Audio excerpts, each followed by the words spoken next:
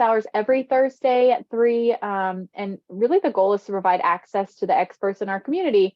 And each week we share, or they share, their expertise, knowledge, know-how, to support the growth of your businesses. And this week we have an extra special guest who I'm very excited to introduce. It's organizational psychologist and cultural impact strategist, Angela Howard, speaking on the leadership mentality.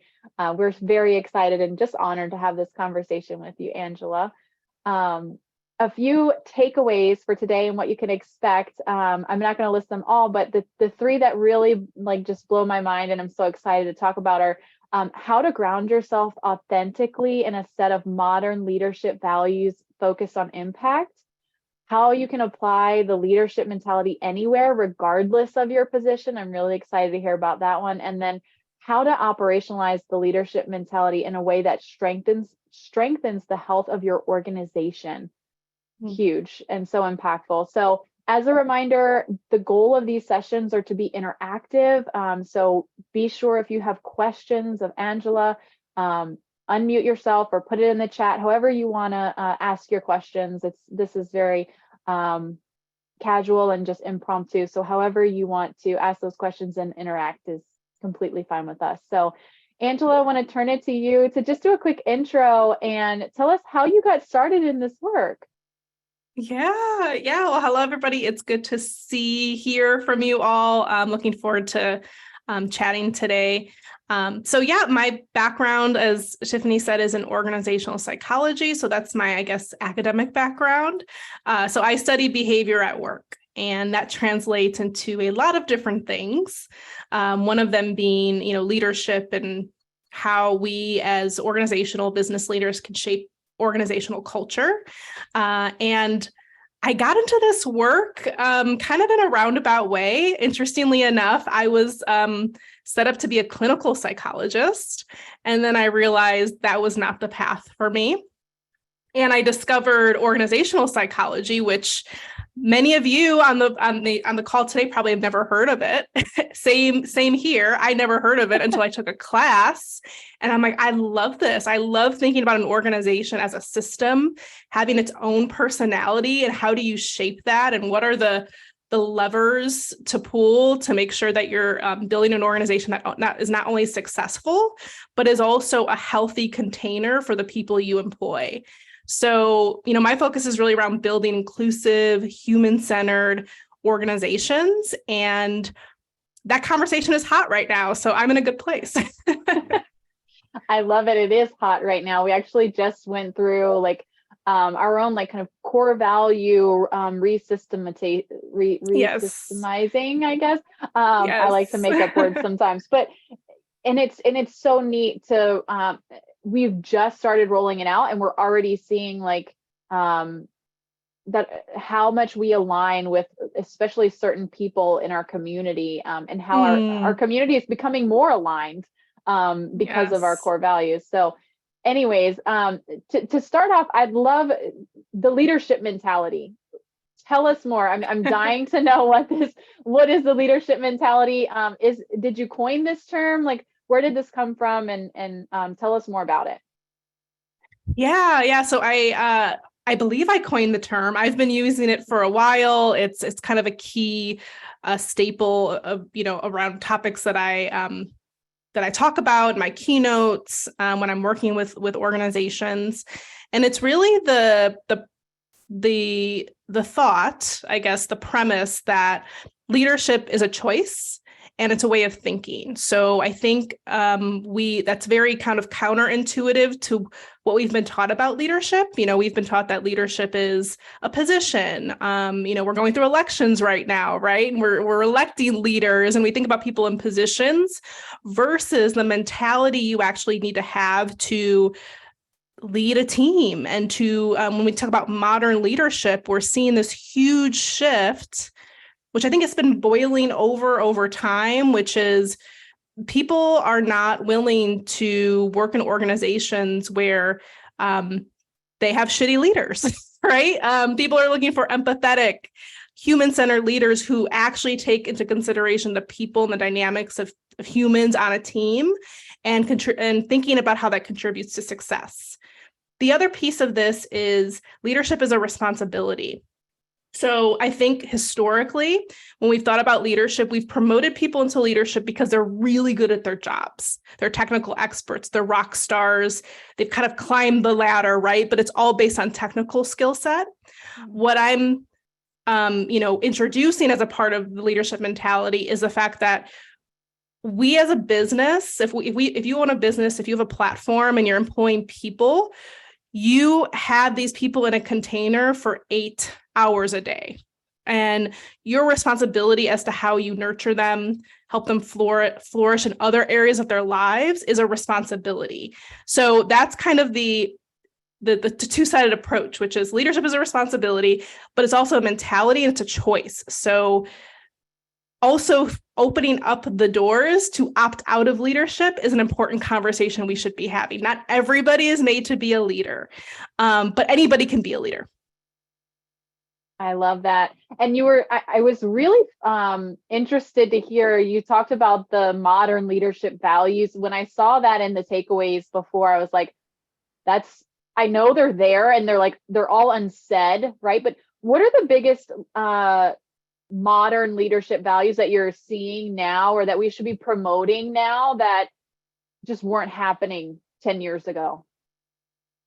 Yeah. And I think they've been happening. It's just what we've been reinforcing and rewarding is the disconnect, right? So modern leadership values include, the first one is self-awareness. So having the emotional intelligence to understand where your areas of opportunities are, where your strengths are, and having the humility to I guess the word is to take ourselves out of the picture at times, if that makes sense. So when we're not experts at something, when something is actually not in our wheelhouse and someone else can do a much better job at it, having the humility. So humility and self-awareness is the first piece.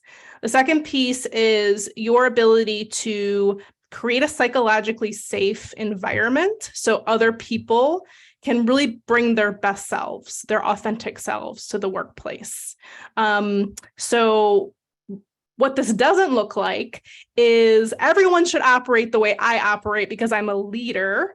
What it does look like is I'm going to create safe spaces so people can bring themselves to the work.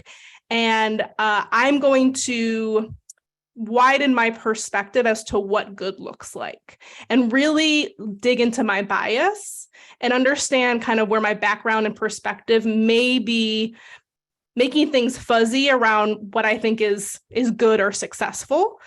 Because as leaders, we do that a lot, right? We have education, we have background, we have experience, we have bias. All of us have bias that we've brought into our businesses and the workplace. And sometimes we have to just kind of check ourselves. That's a self-awareness piece. And then the third piece is being able to create and understand culture. So, a lot of business leaders that I work with really don't have a true understanding about how culture is formed, how to address it, how to assess it.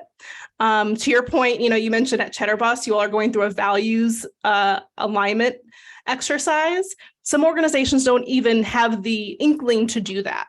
So I think as a business owner, leader, a lot of times we want to delegate that to an HR professional or a chief HR officer. But in reality, as a CEO, it's your responsibility. So knowing that your job is not just CEO, but it's also a culture champion of your organization. I love that. I love what you're talking about in creating a space where people feel like not only are you as a leader self-aware, but also like your people can be, and they can also have that humility and the self-awareness, right? Like I want to adapt that type of culture throughout, right? I want my team to feel comfortable coming to me and saying, this is not my area of expertise. This should not be on my job description. Is there someone else out there? And it makes me think one of the things we tell our team is like, we want them to feel empowered to work in a way that works for them, right? Like I'm the person that I can't take gaps between my meetings, because that 30 minutes in between is like, it just goes away, right? It's nothing, nothing efficient happens. Evaporates. It's just me sitting there waiting to ensure I don't miss my next call. But for some people, having those back-to-back meetings is extremely stressful. And so we tell our team, like, do what feels good for you, right? Like, you manage and create a workspace and a flow that is most efficient for you. And I think that type of conversation is very rare in other in many other organizations. Yes, I agree 100%. It's because we've kind of been conditioned around a workplace that isn't working for us anymore. So if you think about work, I mean, it goes all the way back, thousands of years, back to the caveman and cavewoman days. But really, if you think about like our last big revolution around work, it was the Industrial Revolution, right? So it was based on widgets and process, and wasn't based on people and how humans actually work. So what we know is that from a psychology perspective, adults love choice. We love to be able to say, you know what, I have autonomy and agency over my work.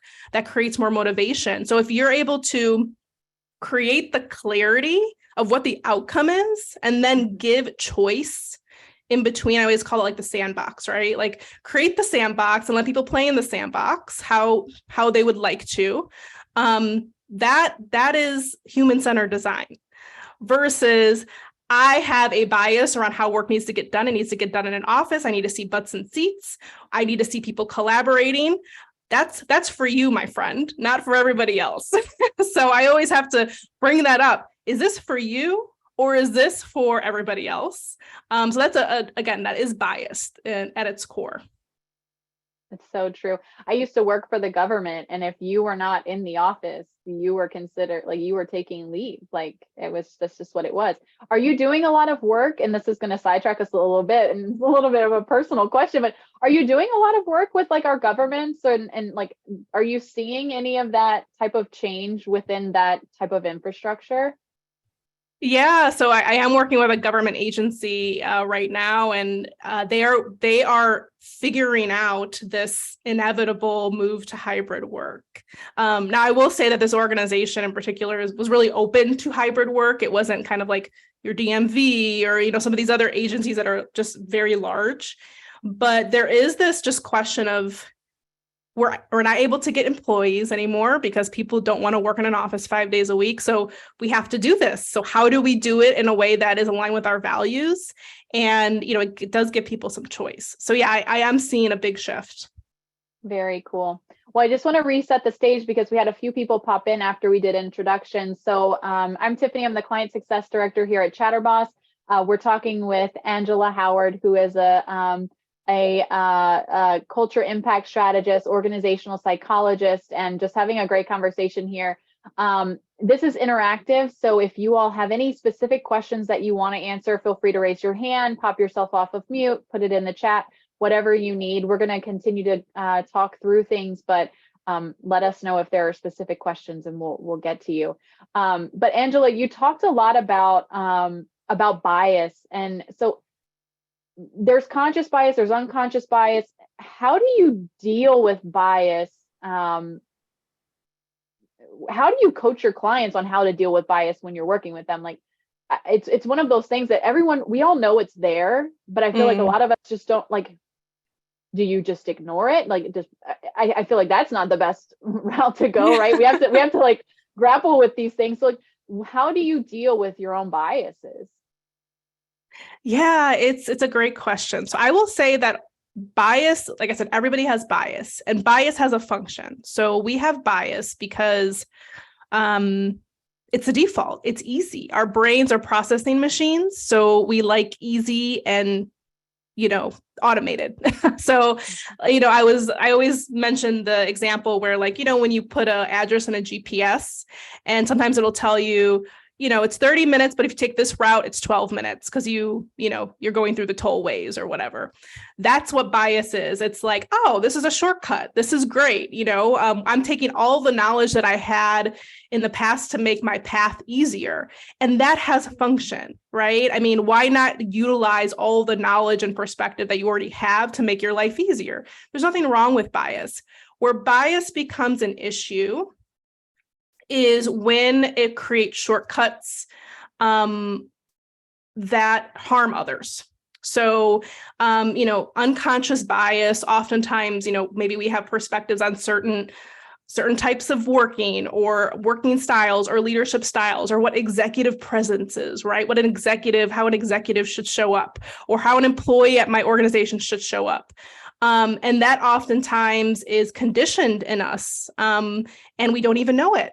So we end up making decisions and harming or disadvantaging people because of the bias that we have. That's when it becomes an issue.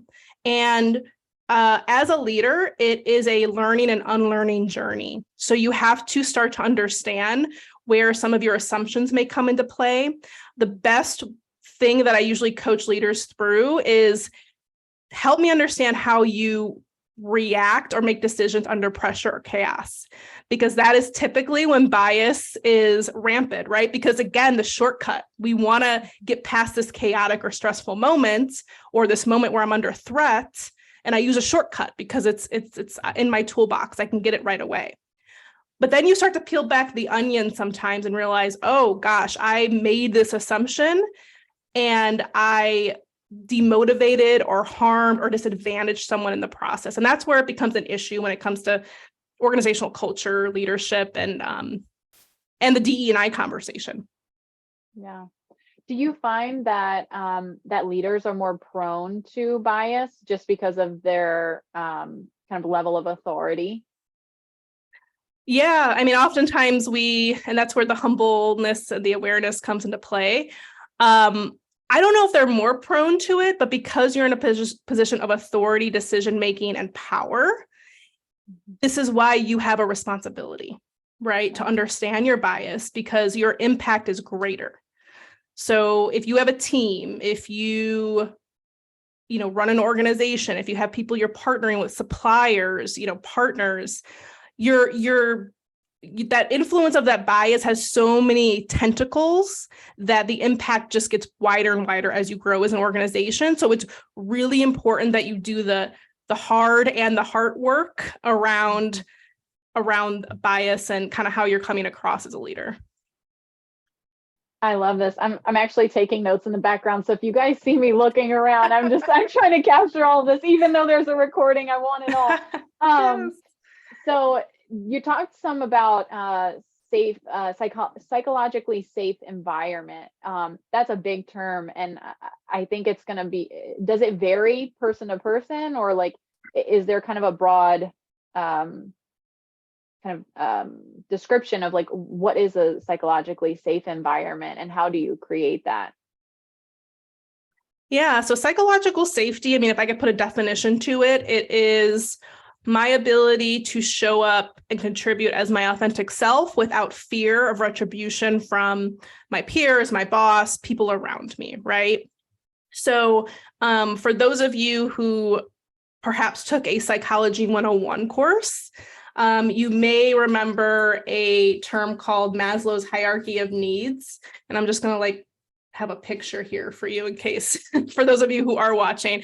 So if you think about a hierarchy, Maslow's hierarchy of needs kind of states that at the very base is like physiological needs, right? Like you can't get to the next level of the hierarchy unless, like, if you're starving, dehydrated, and your physiological needs are not met, you can't get to the point of safety, which is the next part of the hierarchy. And then the next part of the hierarchy is things like belonging and self-actualization and security and all these other things, right? So if you think about the people you're employing, obviously you as an organization are typically super focused on making sure like they have the right benefits. You're contributing to that physiological part of the pyramid. But for them to truly contribute their full selves, creativity, innovation, if they don't feel safe, you're not going to get to that next level of the hierarchy. So if someone goes into a room and there's somebody in the room who habitually makes people feel stupid, or positions themselves as the expert and doesn't give any autonomy or doesn't allow people to talk, people are going to retreat, and they're not going to be able to get to that next level of the hierarchy because they haven't, that leadership team or that team that's facilitating that meeting hasn't created a safe space for people to do so. So when you talk about psychological safety, it's how am I, as a leader or not, anybody within the organization can create psychological safety. How am I creating spaces and a culture where people feel safe to speak up? They don't feel like they have to filter everything through something or, kind of tippy toe around things, because that's a lot of emotional labor as well. Yeah. So think about all the waste that you're producing when you don't have a psychologically safe team, because people are, again, not going to contribute their ideas. They're not going to be innovative. They're probably going to be more compliant than innovative, which is not what you want.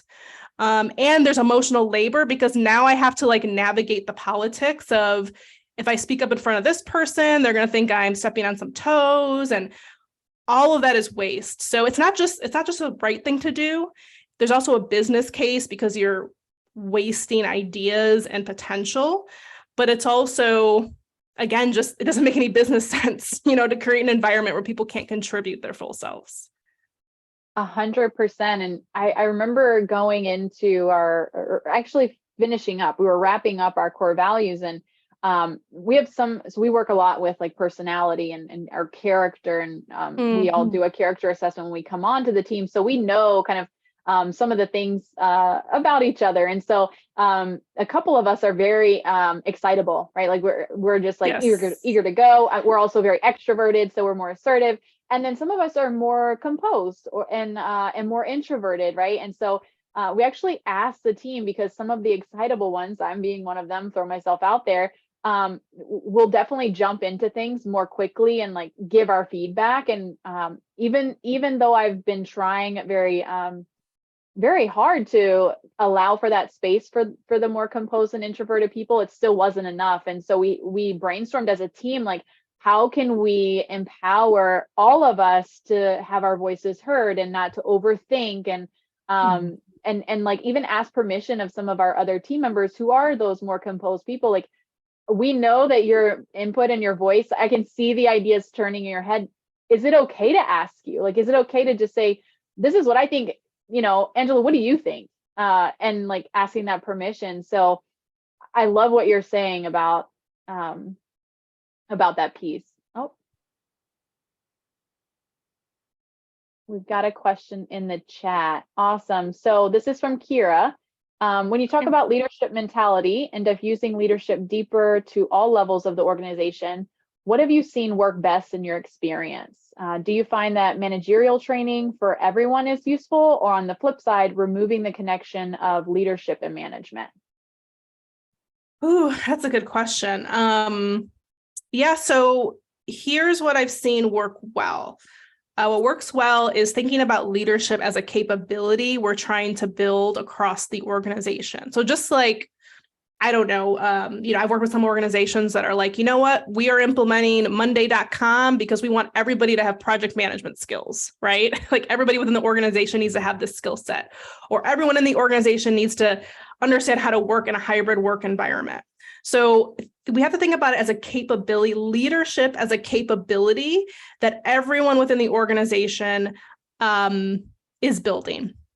And we offer curriculum. And I would recommend tailoring it to the different levels within your organization. The first thing you should probably do is to identify, if you have values, the next step is to identify leadership values. So what are the the leadership behaviors, the leadership behaviors, what does that look like? When we talk about the capability of leadership, what does that look like here?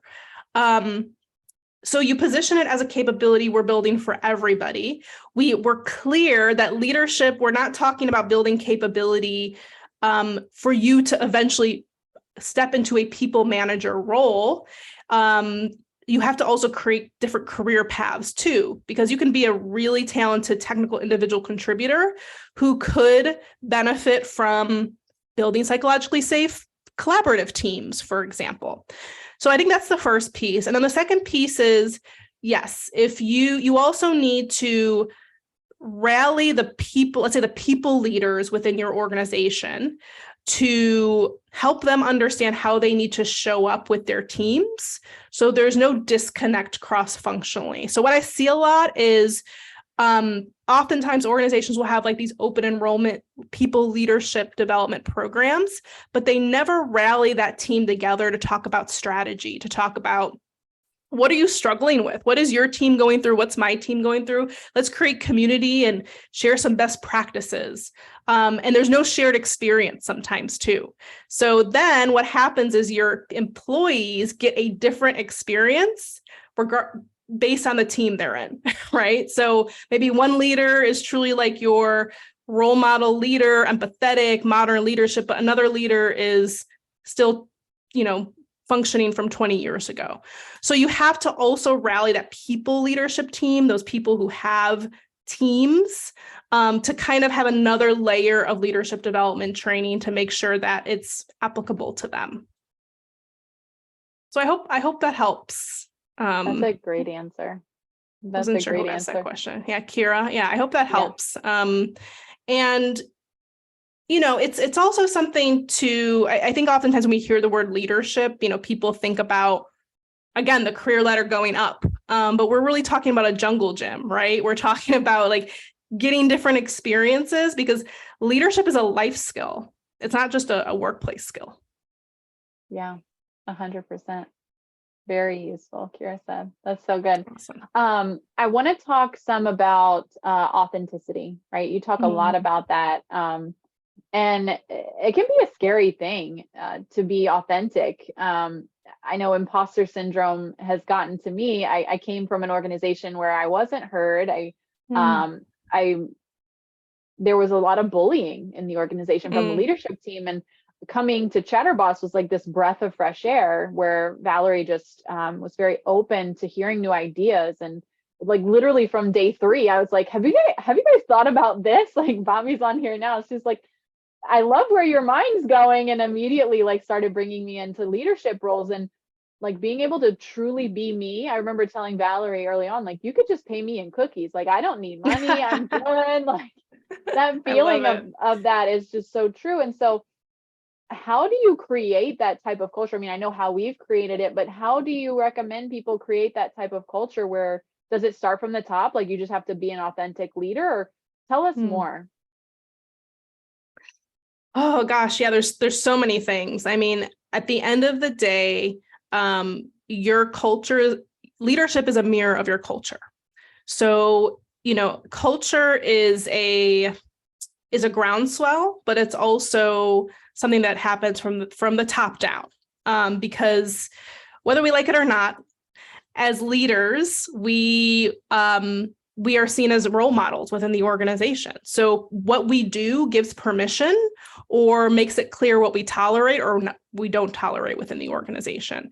So if we want an organization where people feel like they can be authentically themselves, can bring their best versions of themselves to work, we also have to show up as humans. We have to show up as vulnerable human beings and not robots. So oftentimes, I'll do some culture assessment work, and at the end of it, I have to tell the executive team, like, you all are so disconnected from the rest of because the bigger you grow, right, that happens, the bridge becomes longer.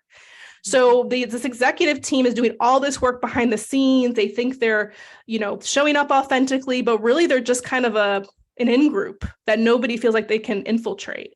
So you have to be accessible. You have to show up as a human being. You have to say, oh shit, I effed up. You have to be able to say those things that make you a human being, a vulnerable human being.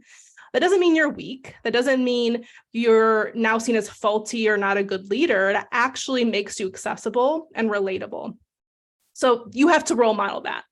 The other thing is, psychological safety always comes into play. So people cannot be their authentic selves if they feel like they're acclimating to a culture that doesn't fit who they are. So sometimes, oftentimes when we build organizations, we hire people who we like. We hire people who act like us and think like us because it's easy. And then what happens? Our organization, the culture matches that. And that really puts a really narrow view on the diversity that we can be bringing in. And oftentimes when you breed homogeneity within your organization, it rejects diversity.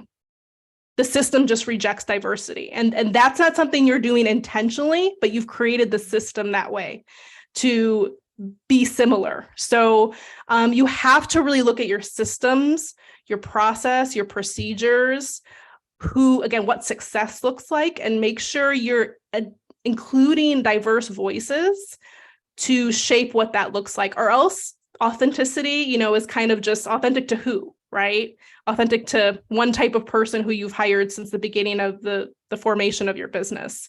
So being authentic is personal to the individual, but it allows everybody to show up as themselves and as human beings. I'm just so excited for this conversation. It's so good. I see a couple of people have popped off camera. Just to reset, if anyone has any questions and you want to unmute or you want to type it in the chat, Cameron, I see you. Go for it. Yeah, so I've been in a lot of toxic work. Sorry, can you hear me? Yes. Mm-hmm. Okay. I've been in a lot of toxic work environments as well, and they definitely could have used you in the past. But there was an organization that I know, their whole thing was culture. Their culture sucks. The culture's not good. The culture wasn't what it used to be because the executive director left, and she was great. How do you, when we've asked them what's wrong, they say we're overworked and underpaid, basically. They want more days off. They want this. How do you go about trying to figure out a way where, I guess, they're happy, but also like work is getting done, and it's not like, we can't give in to their demands because it's like, you need to keep the business running. So it's like, how does that work? Yeah, typically, it's a great question because there is a balance, right? We want to bridge the gap between employee interest and business interest. That is the sweet spot. We got to find a nice middle ground. At the end of the day, there are some basic things. Remember that Maslow's hierarchy of needs, right? If we're not paying people living wages, that's huge. I know it's only one thing, but you have to dig deep into some of those claims, right? Because if you're paying people a wage that they can't live off of, they can't even get past that physiological barrier of like, I can't even make rent. I don't know if I'm gonna have shelter over my head next month. I can't, buy food for my kids, So if we're not paying people a living wage, I think that's something to reevaluate as an organization. Why are we doing that? Why is that okay? But if everyone wants to get paid more, right? Every single engagement survey that has ever been, comp and benefits, specifically comp has always been the bottom of the list because everybody thinks they need to get paid more. Usually it's not the pay. Usually it's like, I got to deal with bullshit every day. There's barriers in my way and I need to be getting paid more for that bullshit. That's typically what it is. Like, there's so many barriers. I don't get paid enough for this.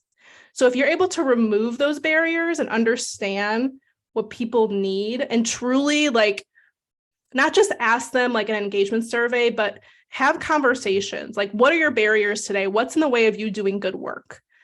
Hire a consultant to be an objective party who can have those real conversations. So that's kind of my initial thought, but you're right. You're not going to make every single person happy every single time. But typically when you involve people in the process, like for example, my assessment process, we just don't work with the executive team. We enroll everybody at all levels within the organization to be involved in the process. Because now I see my ideas being implemented, and most reasonable people, as long as you ask them their opinion and you loop back with them and say, hey, I heard you. we can do that, or you know what, we can't do that right now, but I'm going to continue to keep that in mind. Most reasonable people will say, okay, I get it. But the problem is most organizations don't do that. They may listen and then never loop back and say, hey, we heard you. Here's what we're thinking about. Here's how we're addressing that. Or there's big gaps in kind of stringing the narrative between you said, we heard you, and we did. And that's, people just don't like their time wasted. And you get frustration over time when you keep doing that. So that's another factor, that just do what you say you're going to do as an organization. If you listen and you want feedback, do something about it. If you don't do anything about it, you're actually in worse shape than you were before you asked. So I know it was a long-winded response, but I hope it gave you a little perspective. No, it did. Thank you. Yeah, I'm just thinking about how they've handled things, and it's like they've hired a consultant before, and it just didn't work out. So it's like, what's wrong? I always wanted to ask them, I can't, but I'm like, what's wrong? Why are you doing this? Why are people leaving? Like, I don't understand. So yeah, it's one thing to say something and one thing to enact.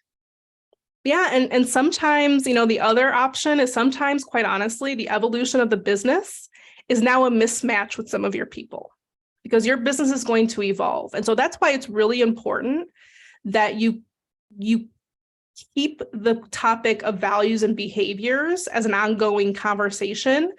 And you make sure that you're hiring people who demonstrate those things. You're holding people accountable who might be counter those things. Because, once you get those weeds popping up and people start to, act counterculture, now you don't even have culture, right? Because you're not holding those people accountable. Wait, Great could you questions. repeat that? So, and I'm particularly interested in how, like, holding people accountable without force or without, causing stress or pressure. Yeah. So if you as an organization have developed your values and behaviors, that's really the first step, right? You have to anchor in something, because I think what happens a lot of times is companies will say respect is a value or inclusivity is a value. But if I were to go around the room right now and ask you all what that meant, we'd each have different answers. Mm. So what I tell organizations is, the first step is to tell me, if I was rolling a camera, what would I see? Inclusivity. What does that look like within your organization?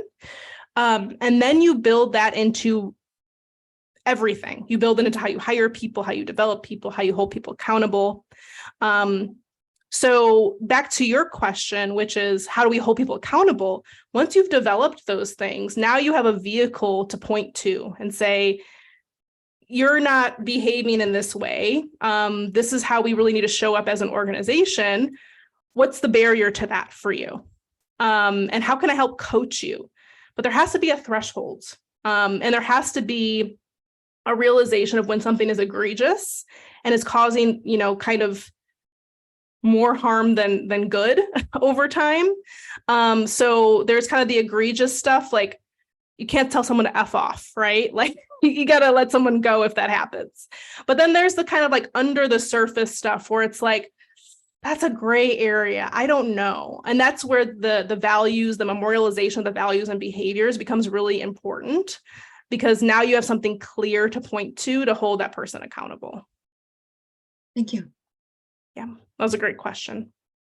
Great questions. I know when we were doing ours, and what you're describing here, like, makes me think of, like, we defined all of our goals. Like, yes. What does this mean for us? What does this not mean for us?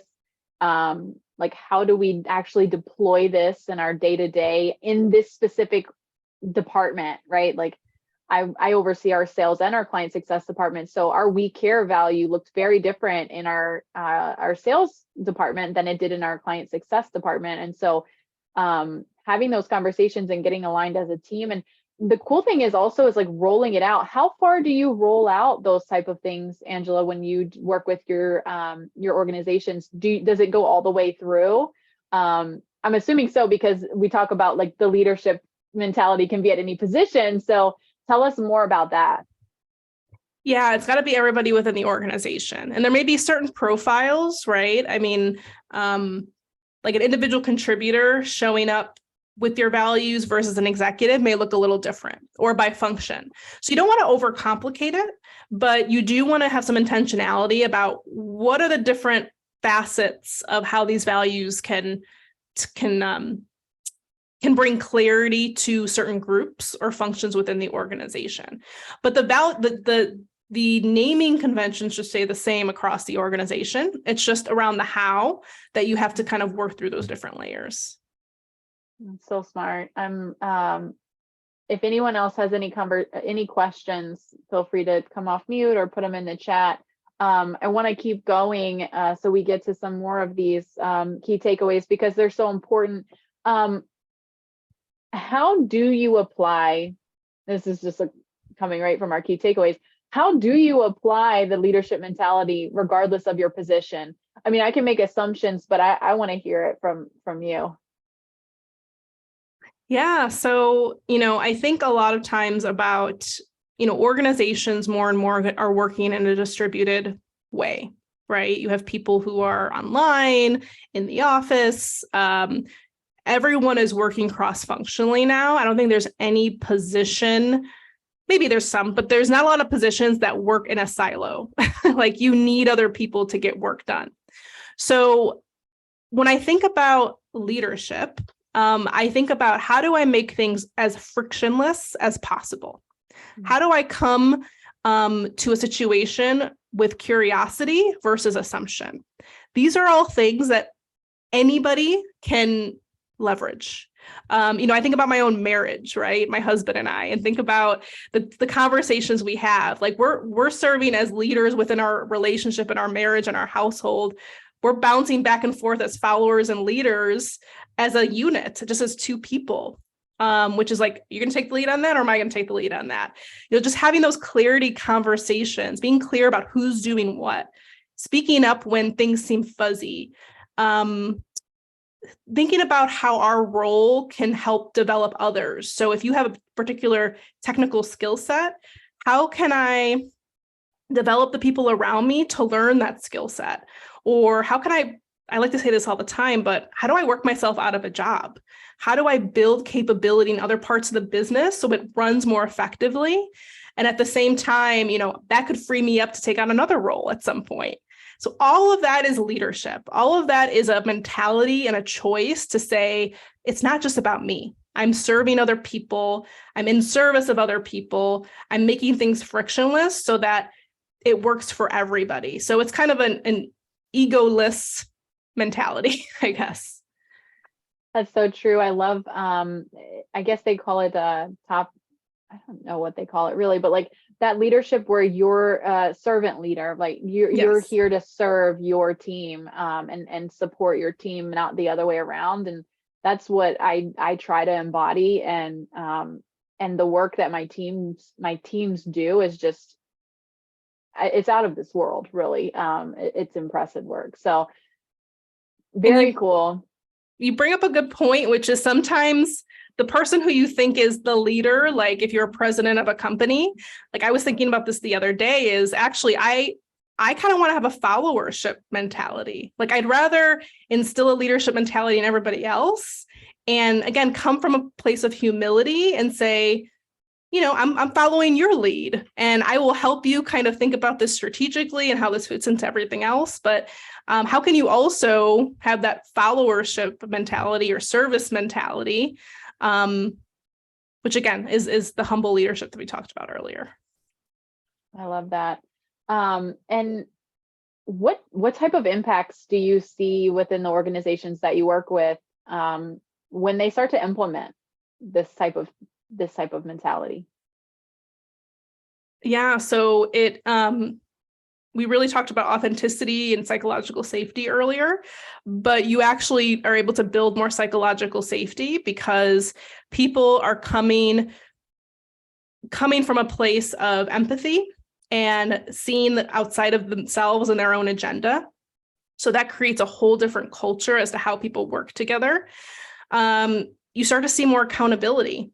So when you make it clear that it is not okay to be functioning within a place of ego and selfishness, then that becomes clear pretty quickly. And remember, I talked before about how like a system can kind of reject diversity. You want to create systems that reject these counterculture behaviors that we're trying to build. So if anyone comes into your organization and tries to switch that up, they are quickly rejected from the organization, either from their peers or from a leader. Someone is there to say, hey, that's not how we do things here. We don't make people feel small. We don't create spaces where only one person is dominating the conversation. That's not how we do things. So the system of feedback and accountability rejects those types of behaviors if you've built it right. So those are just a few things that come to mind around the impact.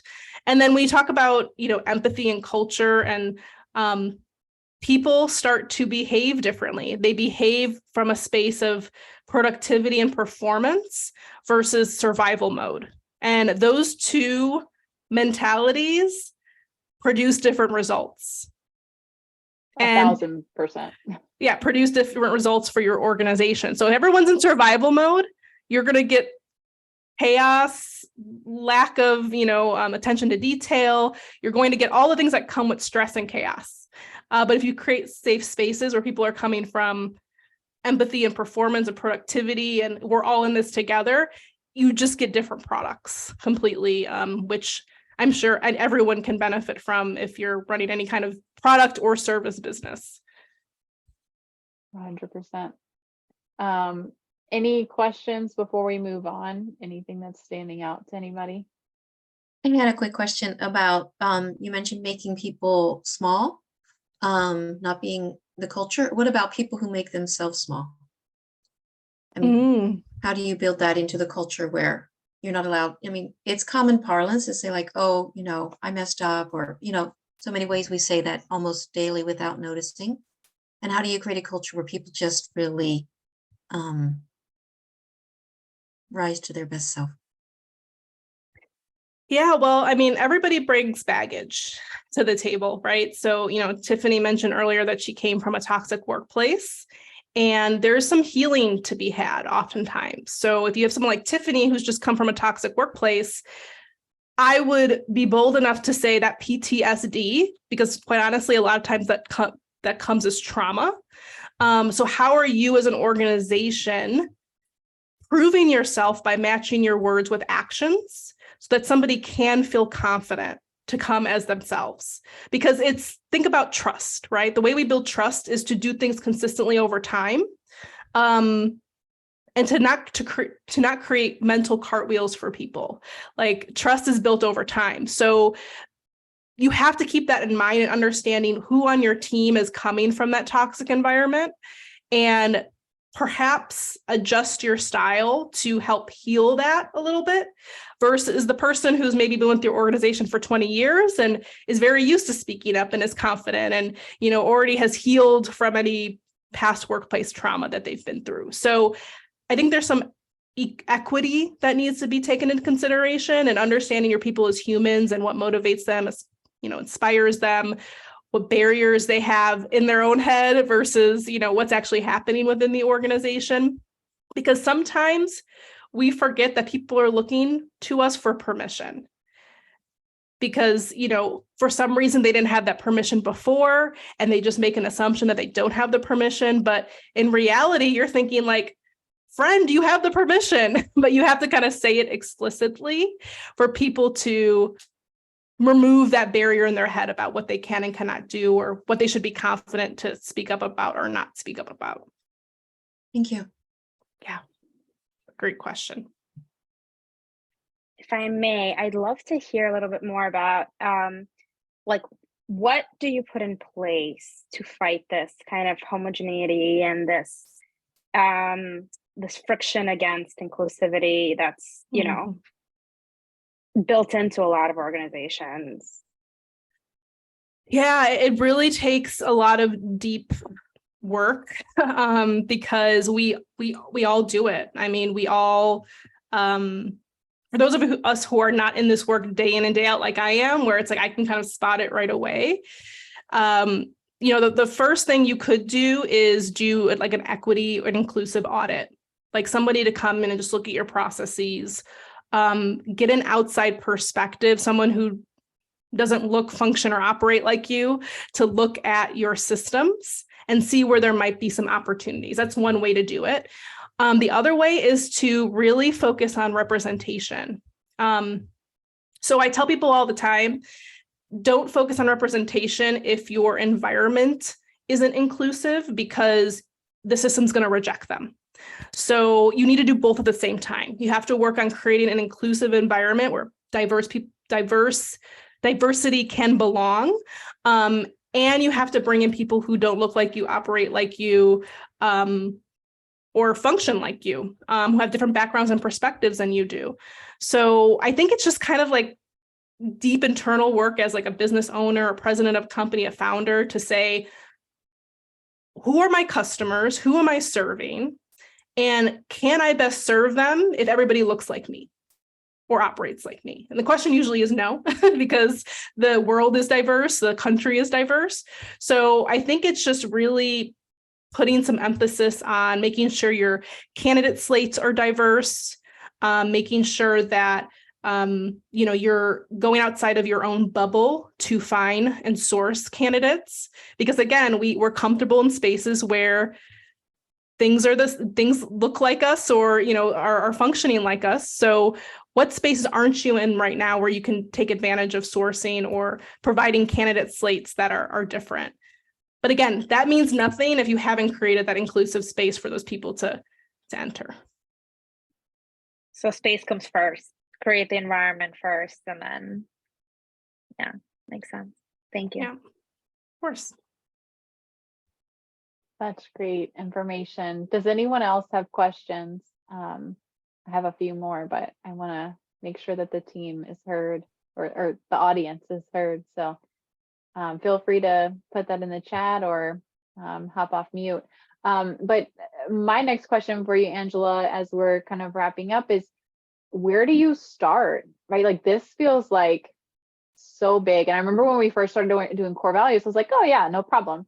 But then one of my colleagues and I were joking, we're like, I feel like we need like a vacation from, like, it's like a lot of emotional work, like, especially when you're deeply invested in the organization that you're with, like, it's such emotional work. And so like, this can feel very big for a lot of organizations, especially the bigger you are, right? As a lot of people, where do you start?